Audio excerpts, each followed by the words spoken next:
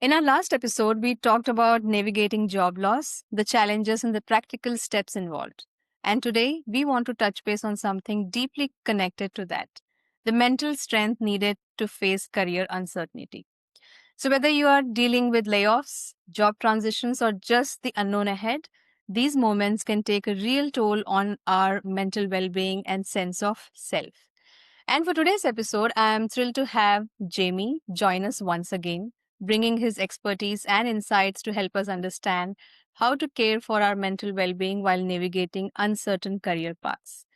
Jamie, it's such a pleasure to have you back on my show, and having you here means a lot to me personally because our previous conversation really resonated with so many of us. So, thank you so much for making time to join us one more time. My pleasure to be here. Thank you for having me back. I'm really looking forward to this conversation and hearing your valuable thoughts on mental health during uncertain career moments.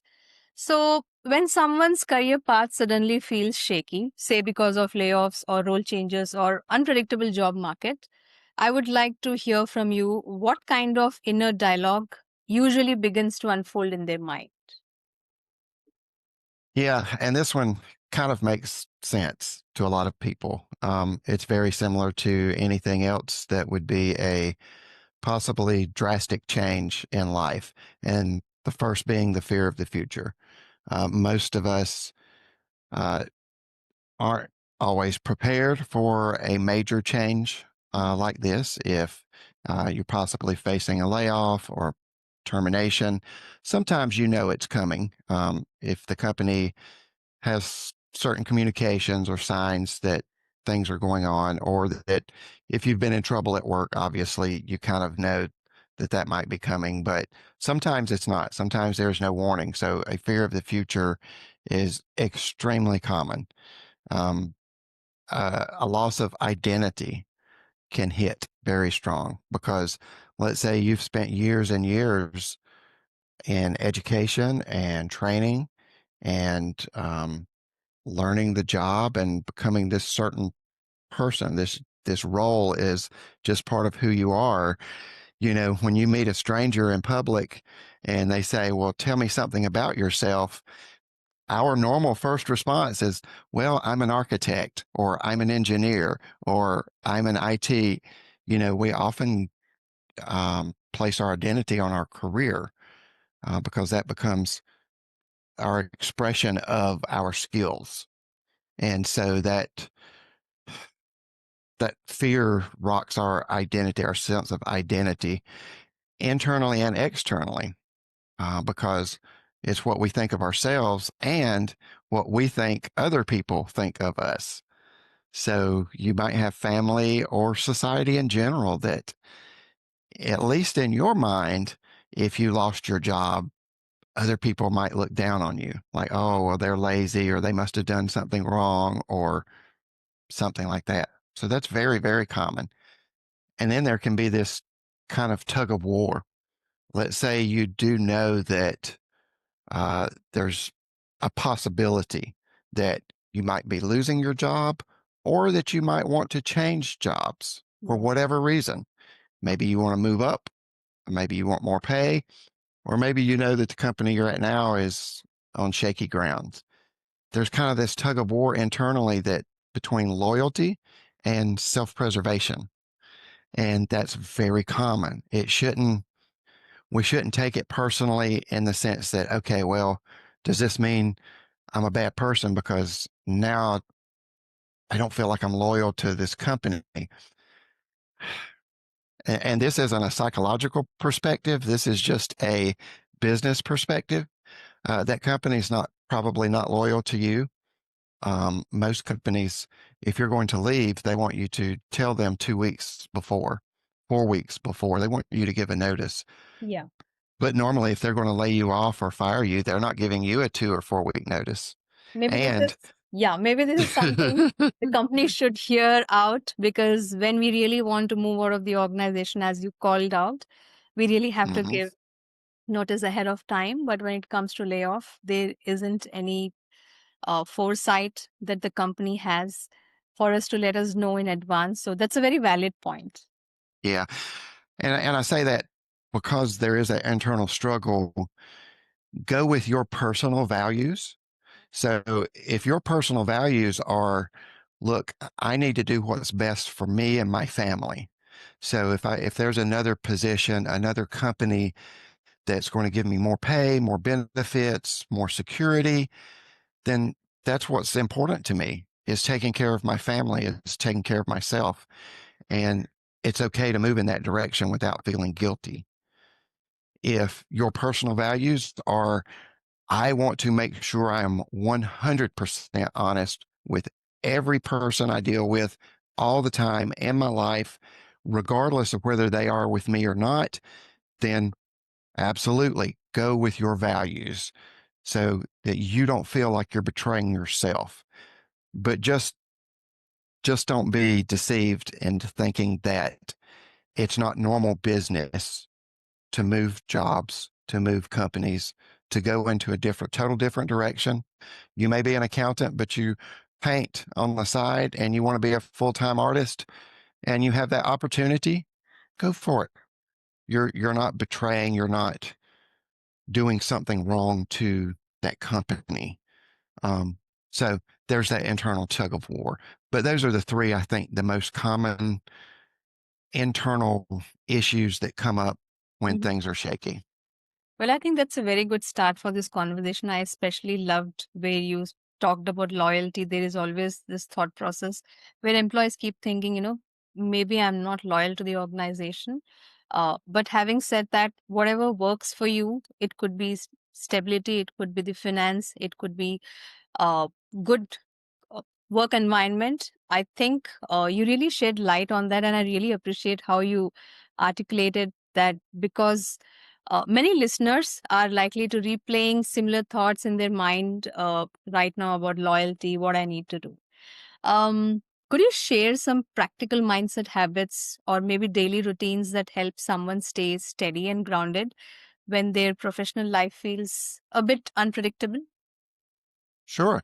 And some of these may sound kind of funny because we're talking about them in a professional context in terms of your job or your career when they're very personal, but your life is your life. Everything applies, everything works together. It's not, we're not as separate in our contexts as we think we are. So, my advice is some of the same advice I would give in any mental well being context. Number one, meditation. Spend some time, make it a practice, a regular practice for your life, not just for your career well being, but for your personal well being, learning to meditate. And that doesn't always mean, sitting and in the lotus position doing the om. That's not the whole meditation point. Meditation can be sitting in the morning and just taking 10 or 15 minutes of quiet time Yeah. to reflect on what you're grateful for. And that gratitude, there was a study I read, and I actually wrote an article on this a while back. Uh, Out of tons of research, Mhm. all the aspects of human psyche that lead to the highest levels of life satisfaction, number one was gratitude. Out of everything that came out the top all the time in these studies, gratitude. So meditation can just be, make it intentional, make a regular practice of gratitude. Number two is journaling. Write it down. Write it down. If you keep emotions bottled up inside, they're Mhm. going to come out somewhere. And Yeah. it's usually going to be anxiety, anger, fear, Frustration. Yeah. sadness, physical health. Keeping emotions bottled up will wreck your body, everything. So, journaling is just a simple way to let it out.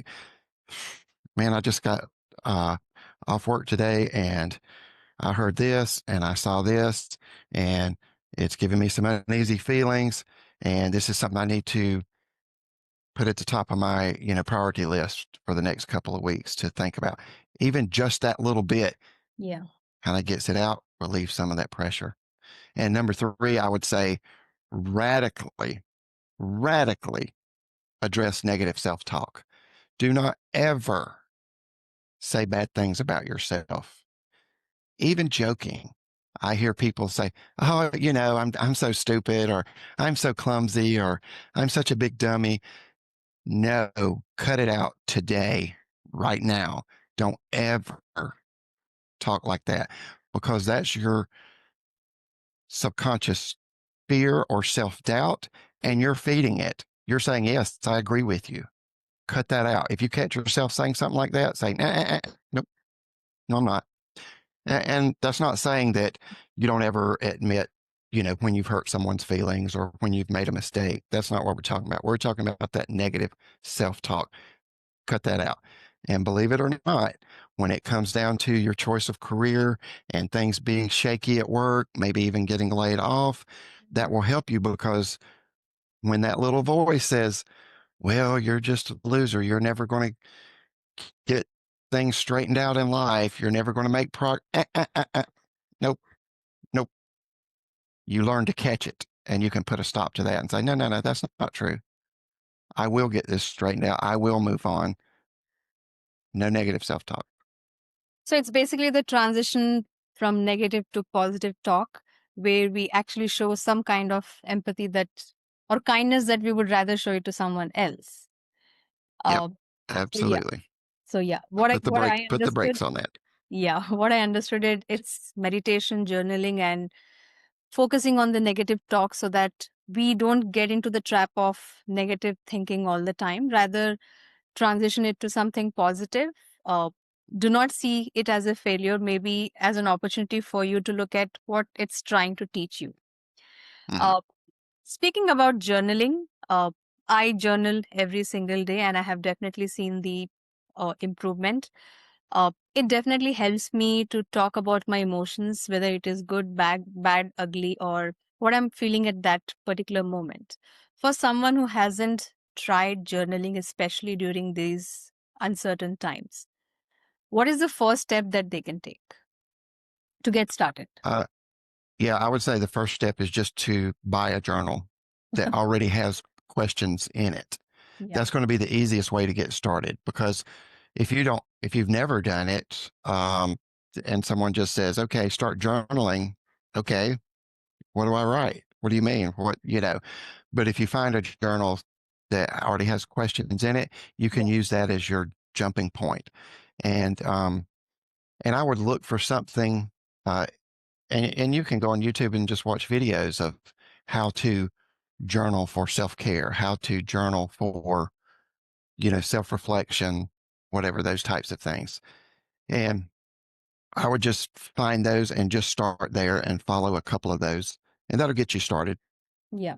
And even if someone is not able to find a journal or physical copy as such, of late, social media has access to social media is so easy. You can definitely Hmm. go on to Canva or go on to YouTube or Google and find some ebooks where it can help you to have some kind of journals to get started. It's all about the efforts that one puts in. So thanks for shedding light on journaling. It definitely reminds me that consistency, even in the simplest form, can sometimes be the greatest act of resilience. Now, Yes. um, Anxiety can be intense during these times. In your experience, how do you guide people to shift their perspective so they feel more in control and hopeful instead of being overwhelmed? Um, the the very easiest and simplest is exercise, physical exercise. Hmm. Go do something. It doesn't matter what it is, whatever you enjoy, go do that. But you have to make it regular. You have to be consistent. So plan it just as if this were part of your job. Yeah. If you're out of work, if then put that down as part of your daily routines, as if you're running your own company. You are your own company. Your life is your own business. So schedule that. Okay, from 9 to 10, I'm running. Whatever, I'm going to the gym. This is part of what I have to do.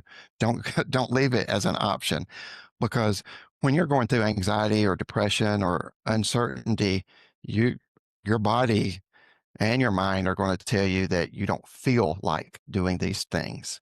So you can't just leave it arbitrary, and up to your feelings, because the physical health participating in that will change your feelings. It's the number one thing that will lower anxiety is physical exercise. But again, you have to be consistent. Um, and I would say that think of think of it this way, that life is full of easy moments, joyful moments, but life is also full of hard and disappointing moments. And this is true of every single person, every single life on the planet throughout history. It doesn't mean that what you're going through is not important. It just means that it's not the end of your story. It's not the end of your road. That these disappointments happen and you can and you will get through them. Spring comes after winter. Just keep telling yourself that. It might be winter right now, what you're going through, but spring comes next. And thank God for that. You're going to get through this hard time as much as it may hurt, as much as it may be difficult. You're going to get through it.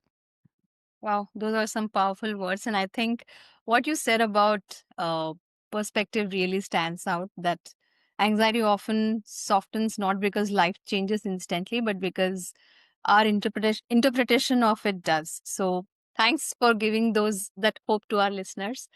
Um, Listeners often connect deeply to real stories. Could you reflect on a time when you personally faced career uncertainty, and what did you do to manage your anxiety back then? I know we have had this conversation offline, but for our listeners, I would definitely want them to hear your story. Yeah. Um, and I immediately think of going back to COVID. Um, and so I worked for a domestic violence agency for a little over 5 years and loved it. It was the best job I'd ever had. I was 100% passionate about it. Everything about I that I did, I just enjoyed. Um, it fulfilled my inner desires to help people. It fulfilled my skills and gifts in terms of program development and management. I loved it.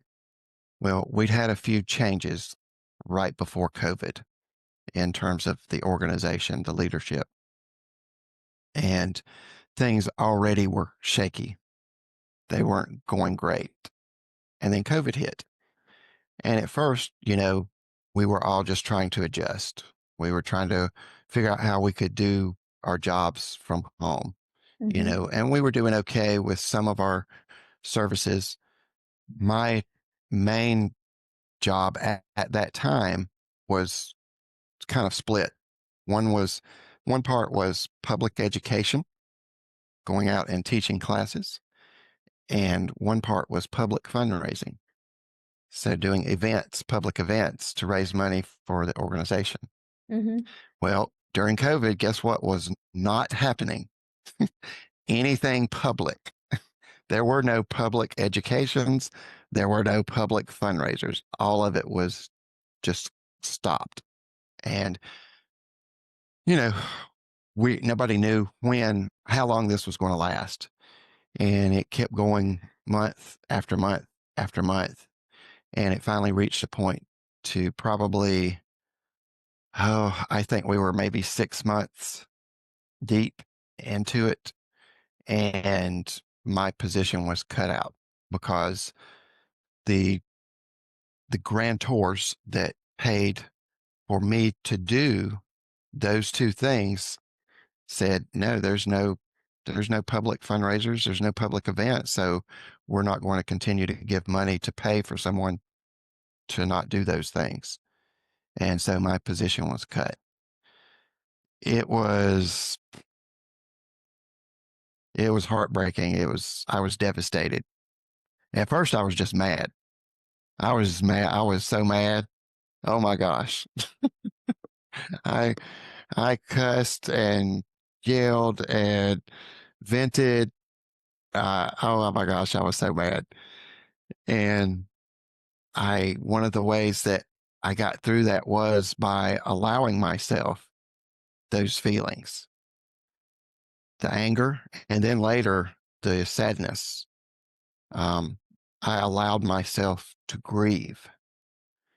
And when you lose something, it doesn't just have to be a person that you love that brings grief.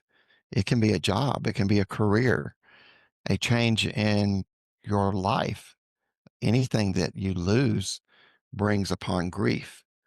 And so the best way to handle that, and the only way to handle that, is to allow yourself to go through that. Allow yourself the tears, allow yourself the frustration. That's grieving. The more you try to suppress it, the worse it's going to be. And the worse it's going to be long term, because you suppress grief, it can come back years later through mental and physical illness. Yeah. Um, I journaled, I talked to my friends and vented. I ran. I would go out running. I would read. Um, One of the practical things I did was I turned my empty time and attention to writing. So I started writing a lot.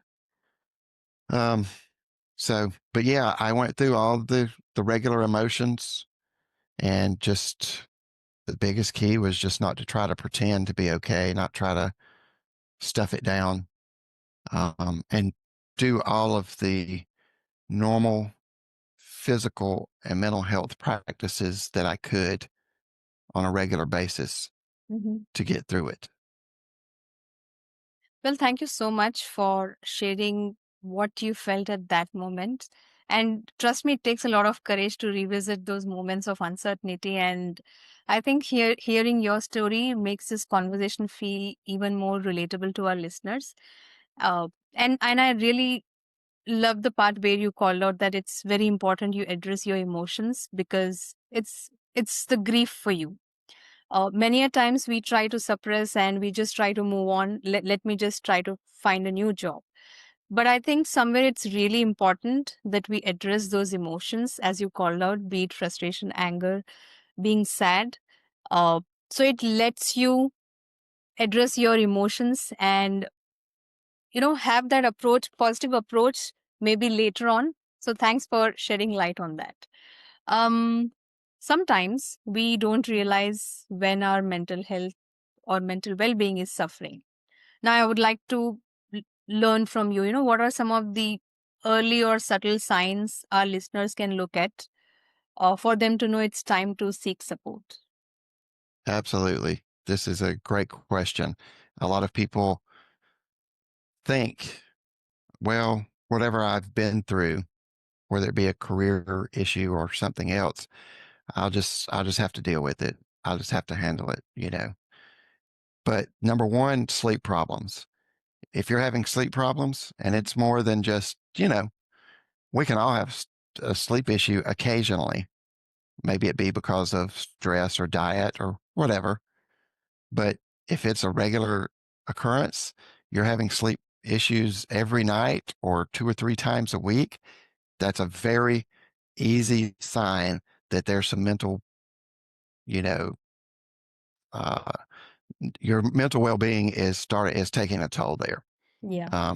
with sleep problems. Weight change, either rapid weight loss or rapid weight gain without any other explanation. So you're not intentionally going on a diet or you're not intentionally trying to bulk up. Yeah. Yeah. Rapid weight change, that's an easy sign that there's some underlying stress there that's not being dealt with. Isolation, increased isolation, I shall say. Um, I am an introvert. So I can go out into a crowd of people and I'm great for an hour, maybe, and then I'm ready to go. I'm done. My battery's out. I'm ready to check out. And so this is just part of who I am. I'm not the person to have a party at my house and invite a bunch of people. That's not happening. You're, if you're my close friend, maybe 1 or 2 people or family, okay, we can do that. But the point being, even as an introvert, if I find that I am not having regular conversations with my close friends or Mhm. my close family, and I notice, well, it's been a couple of weeks, maybe 3 weeks or a month, and I haven't really had meaningful conversations with anybody, That's even extreme for an introvert. That's a form of self isolation because your system is shutting down. Yeah. Your nervous system, your subconscious is shutting down. It's a survival mechanism. You think you're protecting yourself, but you're actually doing yourself more harm. That's a guaranteed sign that there's some mental health issues going on that need to be addressed. The If you catch yourself talking in absolutes, that is a sign of mental well-being dysfunction. And absolutes, I mean, nothing works out for me. Everything always goes wrong for me. I always get in trouble at work. I always am the first one to be let go. Absolutes. If you're talking about your life in absolutes, and they're usually negative, obviously. If you're saying, I'm always a winner, you know, okay, well, that's probably not that big of a problem. It could be if we're talking about narcissism, but that's another conversation. But if you're having negative absolutes in your mind, in your conversation, that's a guaranteed sign that there's some mental well being dysfunction going on there. And the last thing I would say is that you're experiencing shutting down. So, similar to the isolation, that's a form of shutting down, but another form of shutting down might be numbing, in that maybe at first you felt this anger because you just got let go. Or maybe at first you felt this sadness. Oh my gosh, these are my best friends I've worked with for 5 years and blah, blah, blah. But then all of a sudden you notice that you just don't feel anything. You're not angry anymore. You're not sad anymore. You're just numb. That's a guaranteed sign that you probably need to speak with someone. And I think also fatigue and loss of motivation are some of the signs where we can Mm, we can actually see that, our mental well-being is definitely being impacted. So thanks for sharing those subtle signs that our listeners can take a look at. Um, what psychological toll does prolonged uncertainty take, especially when someone keeps showing up professionally, trying to show yeah, that everything is fine? yeah.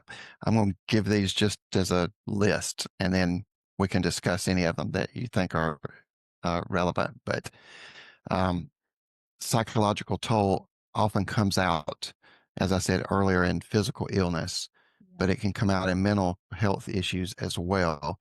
Even if you've never been diagnosed with a clinical mental illness, you can still experience these things like depression and anxiety, those symptoms, poor physical health, suicidal ideations, as you said just now, a lack of drive or motivation, loss in pleasure, things that you normally enjoy, you just don't care to do anymore. They don't seem to make you happy anymore.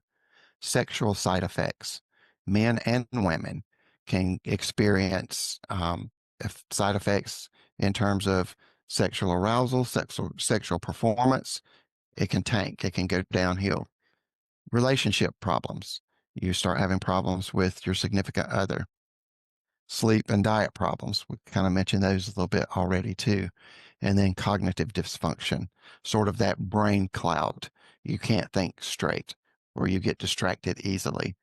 All of those can come from this. These can be long-term effects and you can start to notice them more and more as you go along from this inner issues that aren't being addressed. I think that's a very raw and honest take. And showing up every day while managing that, you know, inner turbulence takes a kind of strength that often goes unseen. So thanks for talking about those aspects. Now to close, uh, tell us three habits or perspectives that you would recommend our listeners to develop so they can maintain resilience and well-being. All right. I'm going to give you three very practical ones. And we've already talked about most of the other things that are just sort of holistic care in terms of regular exercise, journaling, your diet, you Yeah. know. those things fit into there as well. But especially when we're talking about finance and career, uh, one thing is to be very intentional about managing your finances. Pay off debt. Start today. If you don't have a plan for that, make a plan for it, because the less debt you have, guess what? If you do face career uncertainty, you're going to have less to worry about. Because if you're about to lose your job and you're thousands of dollars in debt, that's another stress level. So start today, make a financial plan that includes reducing debt, increasing savings, and investment. Always include that investment in part of your financial plan. Number two, keep your resume and reference list up to date. Put it on your calendar. Some people do it as a New Year's resolution. That's great, but put it on your calendar, schedule it so you'll get a reminder once a year or maybe once every 6 months. It just depends. Sit down, update your resume, update a reference list. Because if you are in a situation where you need to find a new job, then that's going to be the first thing you need. So Yeah. if you already have it ready, you can just boop, boop, boop, start sending it off. And I would say the third is find either an accountability partner or a therapist or coach. And the reason why is, for one, we just need people to talk to. And we have friends and family for that. And that's great. That's just part of our social identity. That's good for our mental health, our social health. But if you have someone that's an accountability partner or a coach, these are people that are not emotionally invested in your life. They they're, oh, sure, as a coach, I'm glad to see that you're doing well, but I can also be honest with you and say, hey, look, that what you're doing, that's not working, and that's going to be detrimental long term. What can we do to fix that? So I'm going to come at it from a more honest and open perspective, and I'm going to hold you accountable. If you say, yeah, okay, I need to update my resume, then I'm going to say, okay, when I talk to you again next week, your resume is going to be done, correct? And next week when we talk, guess what? My first question is going to be, where's your resume? So, an accountability partner, a therapist, or a coach, look into it, get it. It's important. So, those are my top 3 tips. Well, that's a definitely inspiring way to wrap up the conversation. And the daily habits that you spoke about sound like gentle yet powerful anchors that can help anyone navigate uncertainty with some sense of steadiness and hope. And with that, we are almost at the end of this episode. Jamie, thank you so much for sharing such honest and heartful insights. I'm pretty sure our audience is definitely going to benefit from this conversation. And if for our audience, if today's conversation resonated with you, please share it with someone who might need a little encouragement right now. Until next time, take care of yourself and keep moving forward. And remember, one mindful step at a time. I'll connect with you in the next episode. Thanks, Jimmy. Thanks, Rui.